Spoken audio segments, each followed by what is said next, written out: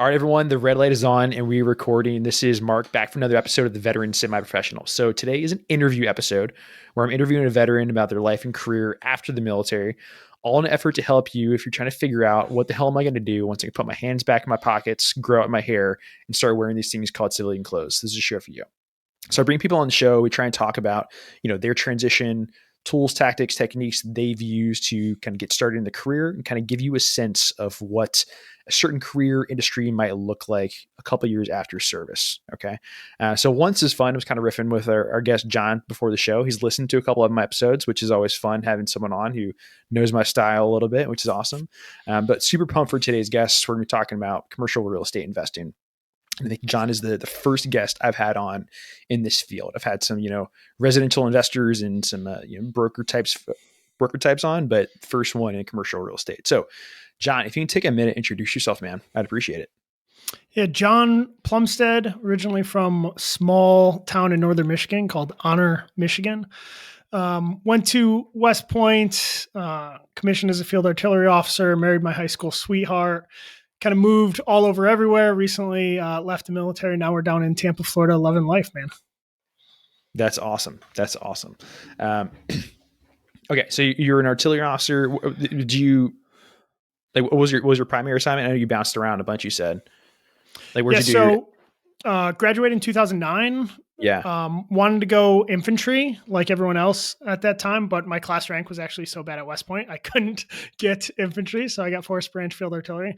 But then first duty assignment was out at Fort Carson, Colorado, deployed in an artillery unit. It was a field artillery platoon leader, but we didn't take our artillery pieces. So we just had counterinsurgency type mission in Afghanistan, good deployment. And then after that, I did some fire support officer time, was a recruiting company commander, then a BOLIC instructor, and then my last assignment was teaching at West Point. So kind of unorthodox. I wasn't a traditional field artillery path, did some of that stuff, but kind of, jack of all trades type Army career. Gotcha. And just because you're a BOLIC instructor, I'll just drop this a little bit for you. So for those who don't listening, that's the basic officer leadership course. If you're, not Army, it's like what all the new officers go to in your respective branch. Okay. So last weekend, we're recording this on February 6th. Last weekend, I got married. So that's kind of like, my big news in life. Congrats, right now. Yeah. And while I was there, I think I had like 5 or 6 guys from my IBOLC platoon that, from like 12 years ago. And we FaceTimed my IBOLC instructor who like none of us had talked to in like 10 years.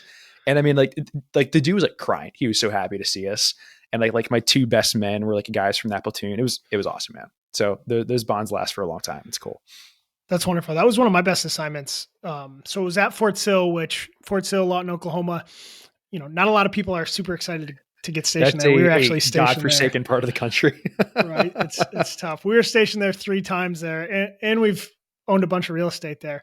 But basic officer leadership course was great because people go through college or officer candidate school, whatever, to become an officer. And BOLIC or basic officer leadership course was the last step before they were going to their unit. So you had plenty of people that were kind of delaying the real training, the real get your mindset right for their career. And I was the last stop before they were like, okay, you're going to be standing in front of a platoon in like 1 week. You need to listen to what I'm telling you. So it was great. Urgency was high.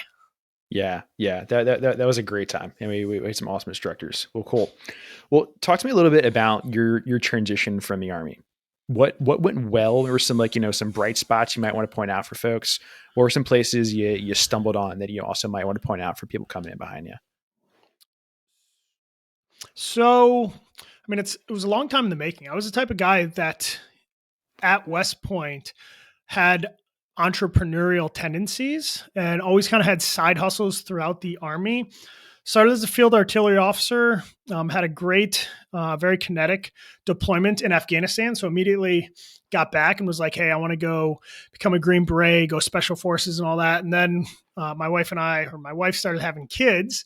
So that kind of changed that trajectory, and, family got a vote. So then unorthodox assignment, I think I knew I wasn't in love with being a field artillery officer. So I wanted to look at different career trajectories or different career paths, looked at a bunch of different functional areas and thought I would end up in one of those functional areas, whether it be civil affairs, foreign area officer, um, uh, marketing. I looked at all those, but ultimately felt like they just weren't right for me. So it took me a long time. I was 12, 13, 14 years active duty before I left the military. So a lot of people, they get past 10, they end up staying for the pension, and it's a good financial decision for them.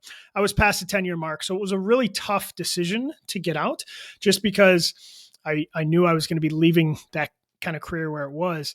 But I felt this unbelievable pull to go do my own thing. And I had invested in a lot of single family, small, multifamily properties. So I knew real estate. I knew, right, I hoped we could get it done on our own. And then come 2021, I submitted all my paperwork and said, hey, I'm going to do it. Right.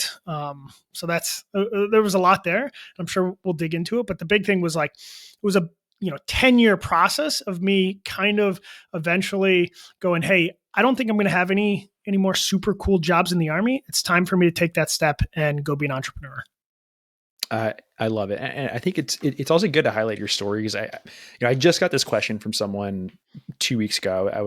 I got invited by a listener actually to go talk to a room full of field grade Coast Guard folks. Okay, and someone asked me that question of like, hey, I'm at the like 12-year mark. Should I just stay until 20? And like it's a very personal question. Like I can't give you anybody the perfect answer for there. And there's lots of questions about like personality and family and like where's your situation. And I mean, it kind of sounded like maybe you had at least a couple other like extra income streams set up with real estate that made it a little bit less scary of a jump. But it's tough. And one of the things like I always try to tell folks who are like debating that question, especially if they're like around the 10 to 12 year mark, is okay, how much are you really loving being in uniform right now? And if you're not loving it, is it really worth another, 8 to 10 years of like kind of being miserable and hating your life just for that pension? And like, yeah, it's a really great, like that is an awesome financial incentive for sure. But like what impact is it going to have on like you and your family, personally, mentally, and emotionally? And maybe it doesn't, but I personally just like didn't want to tie up my identity and like my value of service just to doing 20 years and kind of checking that block. There's a lot to wrap up in there. We're not going to spend this whole episode talking about the decision to retire, not to retire, staying for 15, 20, whatever it is. But I'm just glad we have a case example here of someone who got out kind of in that mid career spot where it really could have gone either which way for you. For sure, I think you touched on it, but there's a couple ways to look at it. You can look at the math of it, right? Like a military pension is kind of an annuity that you can put a dollar value on. Then you add insurance in there. You can put a value on there. It's much more difficult to put to put a financial value on the strain on your family. I say in the last 12 months, my kids have seen their grandparents more than they had in the last 10 years when I was in the military, right? It's hard to quantify that. The other thing that's hard to quantify is the opportunity cost from staying in, right? Like I might get a pension in 8 years, but if I do well in commercial real estate, I'm probably going to make a lot more money and save and invest a lot more money than I would have if I was in the military. So it's tough and it's complicated, but eventually you just have to decide to stay in or like, screw it, I'm going to make it work. Yeah. Yeah. And I think like that last little bit of, okay, like I could make a lot more money out there, doing my own thing. It's like a great example of an abundance mindset of, okay, like there is a lot of opportunity out there if you're willing to, go after it, work hard, hustle, all these things. And you don't have to just put a cap on yourself of, this annuity from the government. And I just wanted like a giant disclaimer for everyone. Like if you're having a good time, stay in and keep doing it. Okay. Like absolutely. And like, for those of you who are listening right now, like John is shaking his head, like absolutely keep doing it. Okay. My job is never to try and convince anyone to get out. My job is if you're ready to, I want to give you the tools to succeed. Okay. All right. In rant and discussion here. Well, cool. Okay. So like, how did you started off in residential real estate? When did the idea of commercial real estate kind of come onto the scene for you? I think commercial real estate was there from the get-go, right? Like it was, hey, I can buy a house. Would I rather buy an apartment complex? Like from day one, I was like, I want to buy a giant apartment complex, but the path to get there was unknown, right? Right. So I knew I could use the VA loan to buy a house to live in, right? And then we ended up basically doing live-in flips where we buy a crappy house with a VA loan, we fix it up, we sell it. That was easy, right? And then eventually we learned how to do conventional loans where, hey, we're going to buy a fourplex or a flip.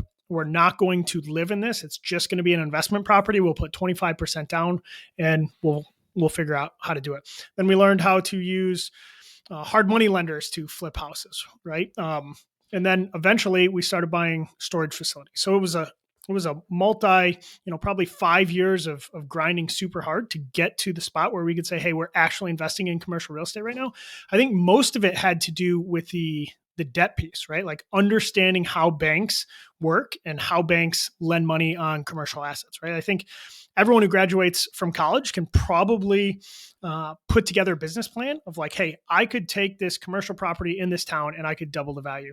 Trying to get a bank to actually give you money to do it is a whole nother thing. So that's what it was for us, is getting comfortable with all the financials to be confident to go to a bank and be like, I think you should give us $1 million loan for this property. Okay, I definitely will want to dig into the nuances of working with the bank here in a second, but just quick point of clarification: what is a hard money lender? Hard money lender is basically a high interest rate loan that someone will give you, 90% of the property's cost, or maybe even 100%. What we were getting oftentimes is 100% of the cost of the house at like a 12% interest rate, right? So we could do a flip, say it's $100,000 house, and we thought we could put $50,000 into it and then sell it for $250,000, right? So we'd only have $150,000 into it. We could sell it for $250,000. A lot of people say, hey, if you got a 12% loan on that, like 12% is outrageous. But if we Yeah. were very confident that we could sell that house for $250,000, we'd be willing to hold that 12% loan for 3 to 6 months, pay the interest. And once we started doing that, we realized, well, if we could do one, now we can do 2 at a time or 5 at a time or 10 at a time. And we end up doing tons and tons of flips. Gotcha. Okay, great. And were you all using like a private individual or a bank, or like, who was the actual lender? They weren't banks. They're somewhere between. We use some private investors that would do it, and then there's a lot of hard money lenders that live in a space that are somewhere between private lenders and an established bank, where they're taking on investors, they're pooling money together. And generally, if here in Tampa, if you were to Google Tampa hard money lender, you'd be able to find 5 or 10 reputable hard money lenders that live in that space. And it's one of those things that you have to be really careful with, but it can also provide that funding if you need it. And they're usually really good at underwriting deals. So if you have a crappy deal and you try to get money from them and the numbers don't work out, they're going to be like, no, we're not going to give you money for this. Yeah, I think it's a really important point to make with any type of with like commercial real estate or buying a business or something. Like there's, at some point you're most likely going to be taking a loan out from someone, and having that financial backstop is just like an extra point of due diligence of someone else is going to be looking at this, and most likely you as the entrepreneur are probably going to be more, willing to take on more risk. But at the end of the day, like you're relying on this other person to write you a check to fund this, and they're probably going to be more conservative than you are. And that can be just a bit of like a financial partner to rein you in a little bit where appropriate. So I'm curious, what you all started learning about working with the banks to convince them to get a loan on a commercial property. Yeah, it's tricky. A hard money lender really only cares about getting a really good deal, right? Like if you can prove to them that a house is going to be worth $250 or 250K, they'll give you 150K for it all day. With a commercial property, we started buying storage facilities. To buy a storage facility, we'd have to convince the bank that current owner is operating it at this level, and we believe that we can operate it at a significantly higher level. And they usually want all the rates in the area, what we have done previously to prove that the business plan is actually going to work. So there's a lot more due diligence and there's some relationship there. So different levels of scrutiny, but ultimately it's, hey, here's like, we're going to make this presentation, and our kind of business plan with storage was find a storage facility where they're charging X and the market says that they can charge X plus. So if a 10 by 10 in the market was being rented for $100, per month, and we found a facility that was only charging $60 a month, we felt confident we could buy that and just bring those prices up to the market average, and then reevaluate the storage facility on that new net operating income, and then the bank would see the value. So I know that's kind of complicated financial jargon, but ultimately what we were doing is finding facilities that weren't managed very well, increasing the prices, and then reevaluating at that new price. Yeah. And I think, okay, so I'm not a commercial real estate investor. I've never, gone through this process directly before, right? But if I'm someone listening to this and I'm trying to think of like, how am I going to start this from scratch? Okay. It's not rocket science is the thing here. Okay. Like you could drive by a storage facility and say like, oh, it doesn't have great curb appeal. Maybe it's probably a little bit undermanaged. You can start, just go online, look up storage facilities in the area, see how much they're charging, see how much this place is charging. You could then start even you looking, okay, like what's like the, if you can't find other storage areas in that neighborhood or something, maybe find like a comparable zip code somewhere that's like got the same kind of income, population density or something, get an idea. None of that is super hard and is all totally publicly available information that you can find with just a couple of Google searches. All right. It's that easy to try and find some information about, what this market research looks like. This isn't, you don't need fancy subscriptions or, experience work at Goldman Sachs or something. It's really not that hard. Correct me if I'm wrong there, John. No, all of what you said is absolutely spot on. The big check, it's like, do they have a website, right? Like, go on Google Maps and do they have a website? And if they don't have a website, that's a really good indication that there's value to be had there. And like, you may be listening and saying like, are there businesses out there that don't have websites? Yes, there are. It is bonkers to me how many businesses still don't have a website or like legitimately lists a fax number as like the point of contact, which is just crazy to me. I don't even know, like if you needed to repair your fax machine or anything done to it, like I don't know who you call for that anymore, but apparently there's people out there who still do it. It's wild. It is. And it's, it's a double-edged sword, right? One is you want to say on one side of the sword, you want to be like, come on, you guys need to modernize, right? Like get with the times. On the other side of the sword though, is you can see someone that was maybe came from a blue collar construction trade. They built a storage facility and, they bought it for X and they're making so much money in their view right now that they're like, why the hell would I have a website? Why would I take credit cards? People are paying me cash right now. Like I love this business. So it's, what we do is we would go buy that. We would set up make sure everyone is on credit card, payments. We wouldn't take any cash. We would set up a website. We would bring all the rates up to market rates. We would set an automatic gate. So someone goes, they put their code in so we could say, who's getting in, who's getting out. We would add all that stuff and, we could double the price of that facility.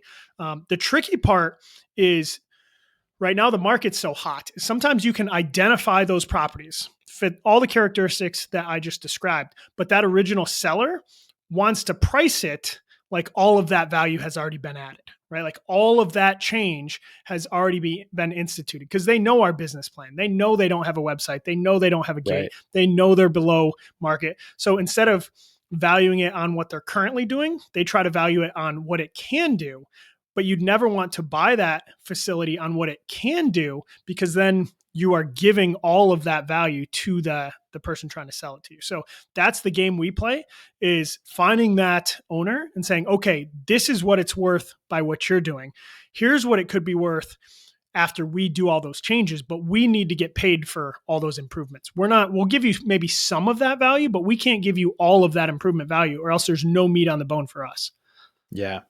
How do you all go about, what are your recommendations on approaching a owner? Okay. Someone who they've got a storage facility, they've got a property, they're making money on it and they may not even been thinking about selling it. They're just raking in cash every month on this thing. How do you all go about approaching them and saying, might you be interested in selling to us? Yeah, I think my general philosophy is approach them yesterday. And if you didn't approach them yesterday, approach them today. Quit thinking about like, let me craft the perfect relationship and let me look on Google Maps some more and let me, think about how I can take them some chocolates. Like screw all that stuff. Go ask them if they want to sell the property. It's going to come off awkward. Your pitch will get better over time. but too many people fall in love with that one property and they start dreaming and they tell their family about it. And like, dude, you haven't even talked to this seller yet. Like, pick up the phone, call the seller, ask them if they want to sell. If they say no, call them back the next week and ask them again. Like, to me, it's a volume game. It's sales, right? Like, everyone wants to romanticize sales. Like, it's, having charisma. And for me, it's just about reps. Yeah, I think that's such a good point, and it's so easy, looking at properties, whether it be you as an individual, your family buying a home, or for investment purpose, or looking at a business to acquire something. It's so easy to go down the road 30 years from now and imagine yourself living this luxurious lifestyle, and like, oh my gosh, everything's amazing and great, and like you haven't even like you don't even know how much money this place is making or anything. Like you don't know jack shit other than maybe like you saw a listing somewhere or like drove by it on the road. Like that's it. You start making up this whole fantasy about like what it's like to own this place yet, and you just don't know. Okay, so I'm totally in agreement with you. Like, just pick up the phone and give them a fucking call. For sure. And I'm guilty, right? I say that from a place not of superiority, but a place of, I've done the same thing and I continue to do the same thing. And sometimes I have to smack myself and be like, shut the hell up, just pick up the phone and call. Yeah, yeah. Your job as a buyer and investor here, I think, is to just say no, and like you keep saying no like until you find the right deal. But in order to like get that hit rate, you got to find all the right deals to say no to find enough ones to then find the ones to invest in and make some money on. Yeah. For sure. I think our January numbers were somewhere around, I think we looked at something like 60 deals in the month of January. Underwrote, I think like 5 of them, meaning like really dug into the due diligence on 5 Right. of them.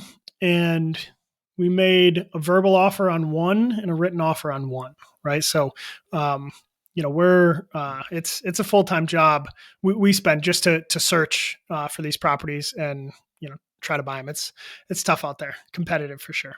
Yeah. When you say we, is you business partner? Do you have a team? What's it look like for you all? Yeah, it's me and business partner is Frank Scapitici. We went to West Point together, played football at West Point together. He got out right at 5 years and went into consulting financial services. And then it has been around the greater New York City area since then. So we're partners. Then we got an awesome general manager who got out of the Army as a sergeant first class. He was in recruiting, and he handles all of our property management. So, the day-to-day operation of all of our facilities spread out over, I think, 5 states now. He handles all that. So, and Oh, we've got an offshore team in the Philippines and Pakistan as well. We've got 5 folks in the Philippines and 1 in Pakistan that handles all of our customer service collections and stuff. oh, that's awesome. How did you all go about finding the folks overseas? Because someone listening to this may not think that like that option is readily available unless you're a giant firm able to hire this other company in India or something like that. How do you go about finding these folks? Yeah, I think there's a couple ways to do it. You can find a like a placement company that will help you find, interview, vet, all that stuff. Hires in let's just say the Philippines, because the Philippines is so great for customer service. You can hire one of those companies and it works. There's also a couple Filipino job boards. I think the easiest way to do it, we'll say 2 easy ways. One is to dip your toes in there, is just go to Fiverr and figure out the task that you want done. Go to Fiverr, find someone that can do it, just so you can kind of, spend 25, 50 bucks, $100 and see what that looks like. If you're ready to, commit a couple $100 or have someone 10, 20, 40 hours a week, I think the easiest place then is to go to Facebook, join one of the Filipino virtual assistant Facebook groups, post what you're looking for in there. And then one of the things that we've always done is said, if you're interested in this job, email us a 1-minute video about why you would be a good fit. So most people aren't going to follow the instructions. But what that allows is if they follow the instructions, and then you can also evaluate their English skills as well. It helps you vet a lot of people. Because if you do that, I haven't done it in probably 18 months or so, but 18 months ago when I would do it, I would get 30 to 50 applicants. So it can really produce, but it can be tricky to sort through all those. But we have 6 with us right now. We've had probably 60 over the past 4 years. So it can be difficult to find the best ones. Now we're like 100% referral based. So the only way we would hire someone new is referrals from our current folks in the Philippines. Yeah. And for those who don't know what Fiverr is, just Fiverr. It's a great place to, you can hire people to do like literally freaking anything on that thing. Um, if it's online or could be done over the internet somehow, you can hire someone there to go do it. Okay. And like the best piece of advice I would give you, if you know you're just getting started on maybe trying to hire someone there, like I'm in total agreement. Like just go test it out. Go find someone and say, hey, like sort through my old emails or something, right? Like give them a pretty simple task just to like dip your toes in the water. Is like imagining you were giving instructions to like a brand new soldier, sailor, airman, marine. Okay, give them like very clearly defined task condition standards. This is what I need you to do. And then if like they don't do it, great. Then like you don't. Guess what? Like they don't have to stay in your squad. Like you just don't hire them again. Okay. Yeah. Yeah, exactly. I think a lot of people want to hire a virtual assistant and be like, start assisting me. And the virtual assistant's like, how do you want me to assist you? And the person's like, I want you to figure it out. And usually that doesn't work. Yeah. Usually you have to say exactly like you said, like, here's a task, complete the task, let's evaluate it, communicate while you're doing that task. So I have a feel for where the friction points are. And oftentimes it's the leader or the manager not giving clear instructions because Filipino culture, in my opinion, and in my experience, they absolutely want to get the task done and get it done to your standard. So oftentimes when it's not happening, it's because I am not giving good guidance. Yeah, I think typically the dynamic that I've seen, especially when it comes to like a virtual assistant, is by the time someone hires one, they are like so overwhelmed with everything else they have going on, they don't have enough time to then dedicate enough effort to give the person what they need to succeed. Right? They're like, I'm swamped with a bunch of shit. Let me just hire someone overseas, pay them $6 an hour, and like, man, everything's gonna be great now. But okay, like in order to really have them be successful, like you've got to give them clear instructions on like, all right, this is how I want my inbox managed. This is how I want my calendar managed. Like these are the people who can have direct line access to me, whatever it is. Like you have to spell some stuff out. But once they have that, it can be great. But you can't just like, hire someone off the block and say, virtually assist me in all things in life. For sure. And a lot of people, like that situation you describe, a lot of people just don't have their business or their life or their work like in order to be able to Right. communicate that. Right. So Yeah. it's like you got to fix yourself before bringing someone else in is going to make it easier because if you're running a shit sandwich and then you bring someone else in, like it's only going to get worse. So, yeah. Oh, 100%. So John, how are you all, financing now? Are you still using, do you have outside investors? Or are you using debt? Like what are the primary mechanisms right now? Yeah, we purchase our deals through a process called syndication. And what that is we're somewhere between 60 and 70% traditional bank debt, whether it's a bank or a credit union, all property to property or deal to deal. We don't put any deals together, right? So we find an awesome deal that we like. We go get something like 65% debt from a local credit union or bank, and then from accredited investors, we raise the rest of that, whether it's 30, 40, 50% from accredited investors. And then throughout the term of that investment, we share in the upside with the investors. So we often pay a preferred return. And then once we sell, if we're up to date with that preferred return, we will have some profit share with those limited partners or investors that invest alongside with us. Okay. Two terms just for folks out in the audience. So one, oh gosh, what was it? Well, one thing that what that term was preferred return. Can you go over that? What that means real quick? Yeah, preferred return. We're usually at an 8% preferred return. And then we will split something like 50-50 to 70-30 on top of that. So what that means is in a given year, if our investment kicks off a 10% return, the investor will get that first 8%. That 8% is their preferred return, the return on their money. We don't get any share of that. And then the interest that comes in on top of that, that's what we will split in some combination from 50-50, 60-40, 70-30, something like that.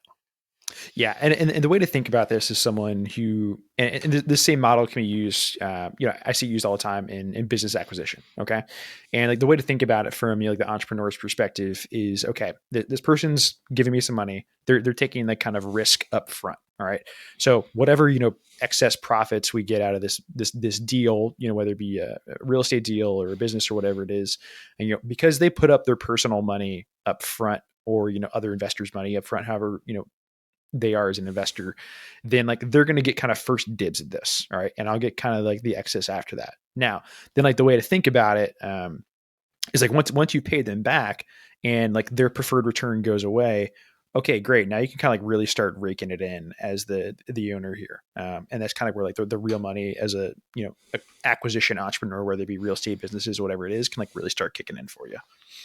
For sure. Like we should be able to keep the lights on by only paying back that preferred return, but we are definitely not going to make a good enough living to be welcomed on the podcast and stuff, right? Like our whole game is to beat the preferred return and hopefully beat the preferred return by a significant margin. That's where the majority of our upside or all of our upside truly is. And how did you all find the investors that you all work with? Yeah, so it's a struggle, man, right? Like you spend kind of the formative years of your life in the military, and there's some rich kids that go into military, but generally it's a whole lot of blue collar kids, right. Kind of lower middle class, maybe middle class kids that go into military, right? So then when you look around when you're 30 years old and you say, hey, who's my network? It's a lot of people that are doing really well, but they're not the type of people that are ready to write 100K checks for right. storage deals, right? So what did we do? We started looking everywhere, right? So the first thing we did is every single person we knew, we said, hey, we're investing in real estate. You want to invest with us, right? And we had that conversation over and over and over again with everyone. And then eventually we started going like our network plus one, right? Like who, if you don't want to invest, who's someone that you think might fit what we're looking for and might be interested in this, right? And then fast forward to where we are now. We've met a lot of investors on Twitter and LinkedIn. We've been contacted a lot through there. It's a lot of West Pointers or military officers that have been connected to us through the West Point network or the Service Academy network. But I would say, then we have some wealth management funds now. So we have some people that are pooling money together from other investors to invest with us. But our average investor is probably, a West Point grad that is 20 years ahead of us in their career, right? And they're looking back and they're like, hey, I don't want to actively manage my investments like this. I want to give you, this check, and I trust you to go get these returns. Yeah, the power of social media to connect with folks is unreal. I see people all the time who, a common refrain that I've heard in the veteran community. I was at this like veteran networking conference a couple months ago, and this guy came up and he like literally said to someone's face, he's like, LinkedIn is the only place everything happens there. And I'm like, dude, you're a fucking idiot, man. Okay. Like there is like, I've met like legit people on Twitter, Instagram, Discord, Reddit, like all other kinds of places. Okay. And you may, for those of you listening out there, like you may be hearing Twitter and saying like, oh my gosh, like that's a cesspool of just like, ugh, gross. And like, that's how I kind of used to use Twitter too. Like I used to kind of stay mostly in just like the political arena. I was like, God, this place sucks. And then I left for a couple months and I kind of came back and went more into like the like business side of it. And I was like, oh my gosh, there's just a like wealth of information here and just a shit ton of really good people who like want to help you out. But there are people like I'll DM once a week to like ask a question about something and like they'll respond back to me right away and just like give me out free information because like they want to see me succeed. It's amazing. Okay. And I highly, highly recommend like just delving into the world a little bit. It is. And it's, there was a period of time when I tell people that we were active on Twitter. It was almost embarrassing because, I didn't use Twitter. I didn't use Twitter for 10 years. Right. And then I was like, oh really? There's some real estate people here. Let me check it out. And I kind of fell in love with it, but I look at it as well as it's like, depending on what you're trying to do, part of our job is sales, right? So what is sales? Sales is, convincing people that, we're high character guys trying to do our best investing in real estate. And then I'm, part of sales is trying to get that message to as many people as possible. So I think there's a lot of veterans that, maybe throughout their military time, they're worried about operational security. So they didn't have a profile. They were, hidden on Facebook. And then as they transition out, they might be refining their sales skills, but they're nervous or insecure about putting themselves out there. And I have all those insecurities and stuff too, but I try to break through those and be like, hey, if my job and my family's well-being relies on me being good at sales, I got to refine my sales pitch, and I got to try to give my sales pitch to as many people as possible. And sometimes putting stuff out on Twitter or putting stuff out on LinkedIn can be nerve-wracking, but if I care about my business and I care about being successful, I need to do it. Yeah. The last little bit I'll add in there too is, you mentioned like most of your investors, so like your average investor is a, West Point grad who's kind of 20 years ahead of you guys. Um, and I absolutely echo like the veteran community loves to invest back in veterans. Okay. They really do. I get phone calls from people who are, 15, 20 years ahead of me. And they're like, hey, listen, like I'm ready to invest in, XYZ type of deal.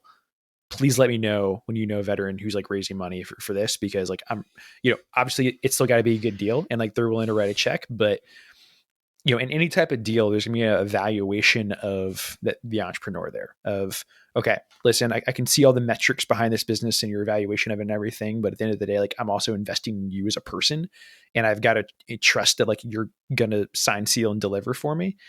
And also, like if I'm giving you money, odds are we're gonna be racked up together for the next 5 to 7 years possibly. All right.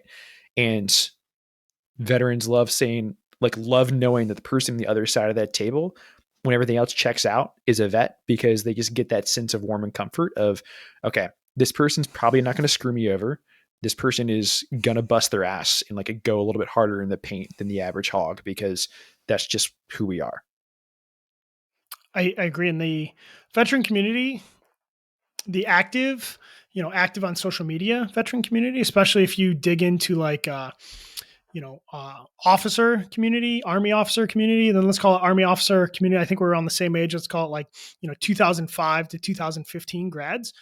Like if I wanted to do due diligence on you or you wanted to do it on me, I guarantee you we could find people, like multiple people where our Right. paths have crossed for BOLIC platoons or deployments together or whatever. So, and same thing with the guys 20 years ahead of us. The guys that are 20 years ahead of us, their peers taught us at West Point, right? And Frank and I went through West Point together. So we've gotten questions from past, instructors that are like, oh, John Smith? Yeah, John Smith called me asking about you, Oh my so gosh. it's a small world out there.